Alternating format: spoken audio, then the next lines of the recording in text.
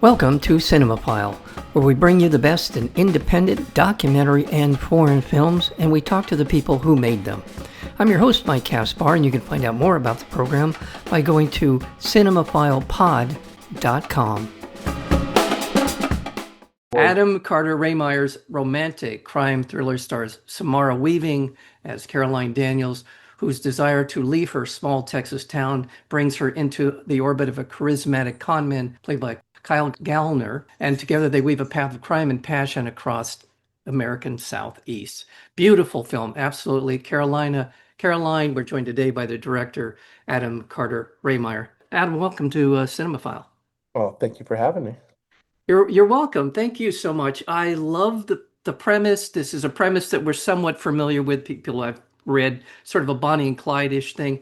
I also remember Paper Moon. This kind of reminds me of Paper Moon in a lot of ways, with a much more of an adult bend to it. But nonetheless, tell me a little bit about. I know you worked with Tom Dean on as the writer of this. Well, how did this all come about? Yeah, Trevor and Tim White from Star Thrower gave me the script, Tom Dean's script, and I remember reading it, and it was outside of my wheelhouse of something that I would write myself, but I was really drawn to it because I could see it visually, especially the first act when I got into it. And for me, there was a few minor things that I wanted to shift, which was Oliver in the original draft was described more as a Kennedy looking guy that had a Rolex and he drove a Mercedes and wore a fancy suit.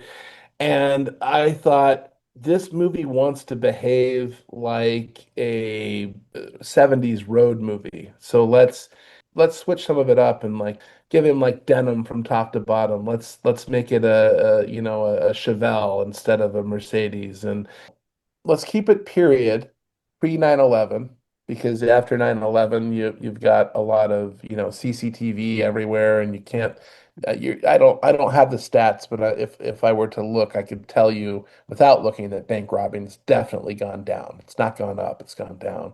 And let's make it easier for them to get away, So let's set it there. But like the movie wanted to behave, it was telling me it wants to behave like a 70s road movie. So we did like a cosmetic overhaul on everything to sort of accommodate that and make what you see now in the movie. It really worked so well. The story works great. I love the way that it plays out.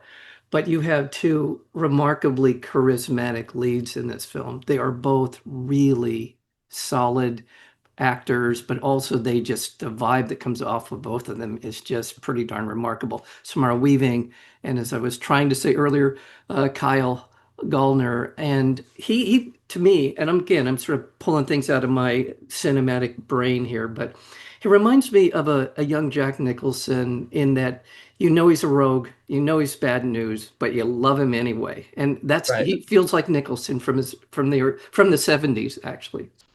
One of the most important parts of this movie, since it's just such a two-handed movie, is the chemistry. If you Yeah. don't have electric chemistry between these leads, the movie is just not going to work at all. It's going to be flat and it's going to fall apart and you're going to be bored 15, 20 minutes into the movie. It's just you abandon it.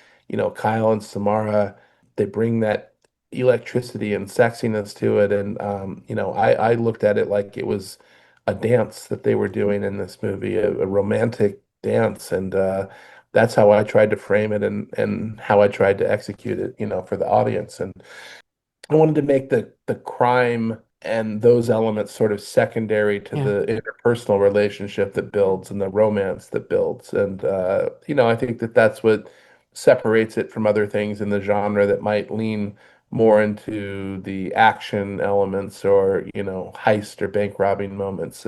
For me, this is a romance movie, and those other things are secondary to it.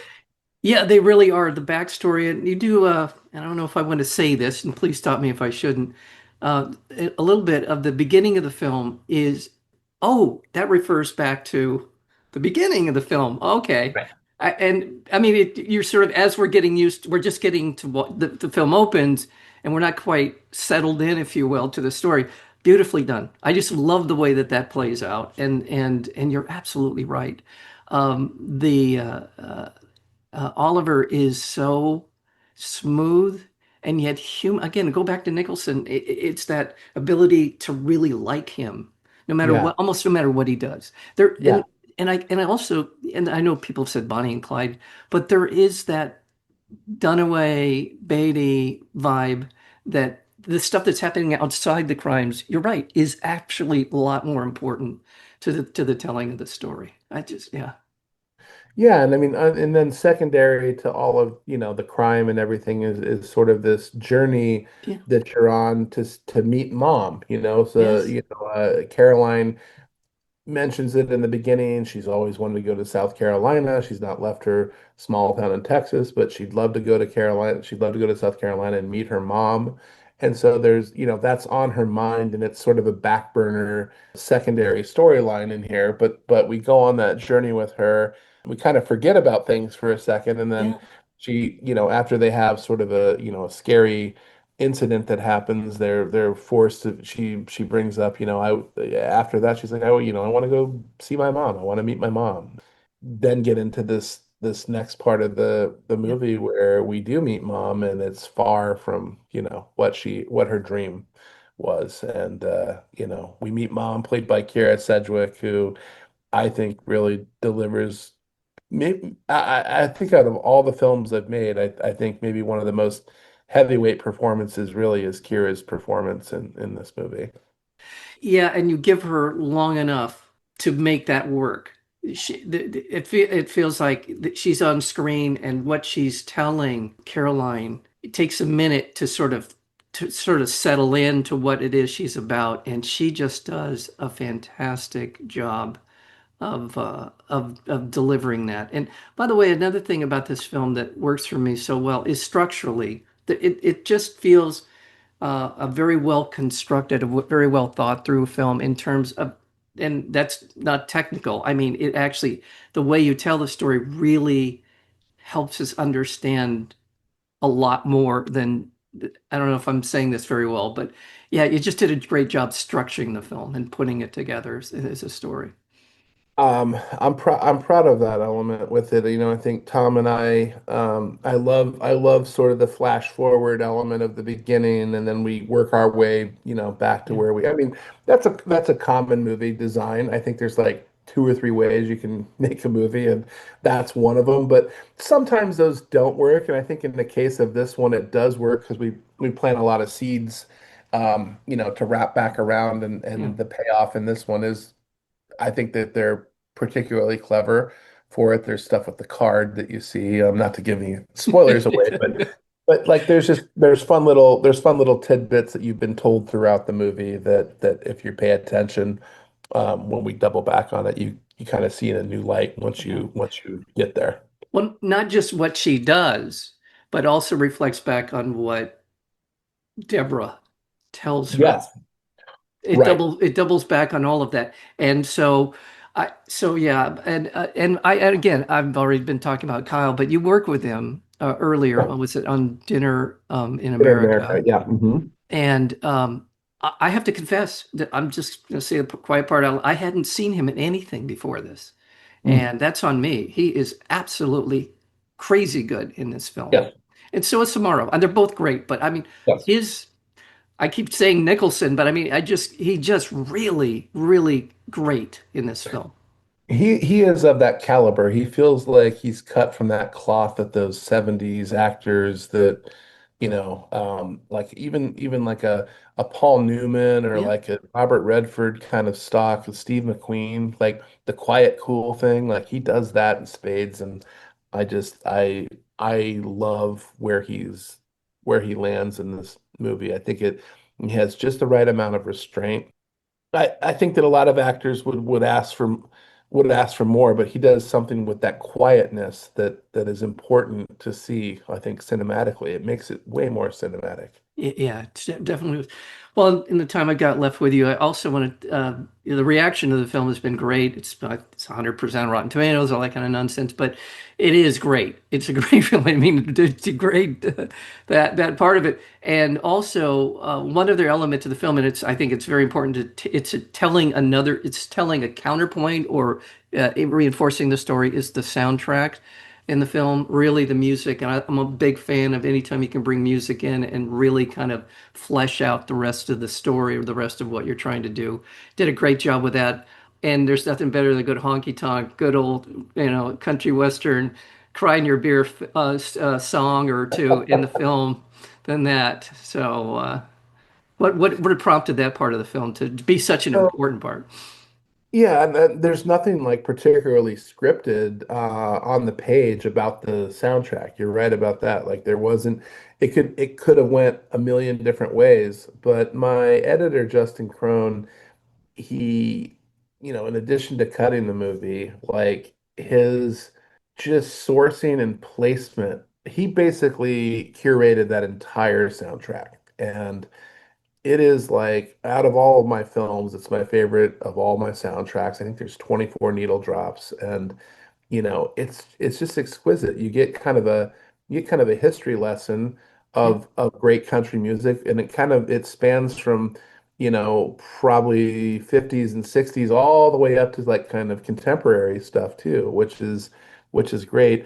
And all of that's offset with Chris Bear's score, which is this electronic, very driving, pulsy, but never draws attention to itself. But I'm just so pleased with those elements, how they work together. Um, you wouldn't think synthesizers and stuff belong in a movie with like a country music kind of soundtrack, but it works so well together. Yeah, and one last element in the filmmaking, as far as that goes, there's many others we could be talking about, but Jean-Philippe Oh, Bernier. Um, yeah. first of all, I mean, I could get into sort of like framing and all the things in close quarters or in the car, they're in intimate settings, but also kind of give us the ambiance of the outside part, the world that they're essentially trying to be an outlaw in is Yes. beautifully done. It's just a great job of cinematography here. So, Yeah, this is my third film with Jean-Philippe, and yeah, I mean he knocked it out of the park. It's weird because we switched from Panavision glass, which we'd always kind of fought for, to we're using very inexpensive Chinese lenses in this movie. It's a brand called DZO, and they just look beautiful. And we kind of switched on this movie, and we have another movie in the can that we use the DZOs for that movie as well. But we were in all of this was shot in rural Kentucky, and we're cheating Kentucky for Texas, South Carolina, Georgia, Arkansas, Florida. So we're having to go and scout and really find the best possible places that cheat the look in each of the, to like her Texas farmhouse that we found. We feel like, okay, this feels very much like Texas here. And, you're going from place to place and you're, digging for the best of the best. But yeah, Jean-Philippe, like I said, this is my third film with him, and his cinematography is exquisite, and we have like a really really great time mapping out what we're going to execute in the movie. We usually do everything kind of shot for shot when we work together. oh, okay, yeah. Well, I just quickly want to remind our listeners that the film's called Carolina. Caroline, we're speaking with Adam Carter Rehmeier, and the film is being released through Magnolia Pictures. It is in theaters now. I urge you to seek it out. I don't know what the VOD plan is down the line, but run, don't walk to the theater nearest you where you can see Caroline, because it's just a great popcorn movie. It's a great character study. It's fun. It's sexy as hell. I mean, my goodness, without everybody keeps their clothes on mostly, and it is as sexy as you could want it to be. You're really beautifully done in that regard too. So, come again, Caroline, director Adam Carter Rehmeier. Thank you so much. Thanks, Mike. Thanks for having us. You have been listening to Cinemaphile with Mike Kaspar, the place where you will hear from the best in independent documentary and foreign filmmakers. Please check out our previous interviews as well as upcoming interviews and special programming by going to cinemaphilepod.com. We are also available on Apple Podcasts, Spotify, and YouTube, searchable under Cinemaphile with Mike Kaspar. Until next time, thank you for listening.